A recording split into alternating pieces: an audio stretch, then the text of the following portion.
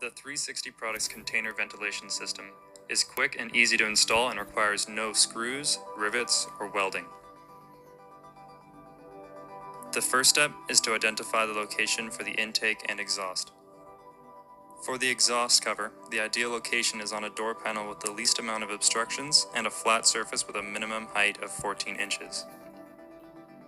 Once you have identified your exhaust location, in the center of the panel, mark out a 5 1/8 by 6 1/4 inch hole. On the opposite side of the container, mark out an 8 by 8 inch hole for the intake. Ensure the hole is centered in a channel and that the top of the hole is 2 inches below the lip of the container. Using an angle grinder, cut out both the exhaust and intake holes. Then clean the edges of the cuts with a sanding disc. Prep the surface for the intake cover by scuffing the adhesion points with sandpaper, then clean with rubbing alcohol.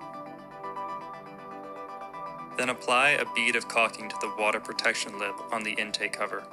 Remove the tape backing and align the intake cover over top of the hole, ensuring that the water protection lip contacts the upper rim of the container. Press and hold as per 3M instructions. To optimize performance and prevent water leakage, caulk the outer, top, and sides of the cover, avoiding the bottom. To attach the exhaust port and cover, repeat the same steps as for the intake vent. When installing the port, ensure the top of the port is properly orientated.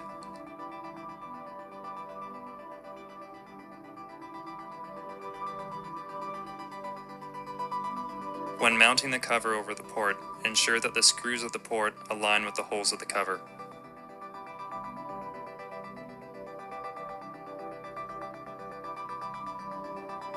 For containers that don't have enough space on the door panel, an adapter plate can be used to mount the exhaust on the side wall of the container.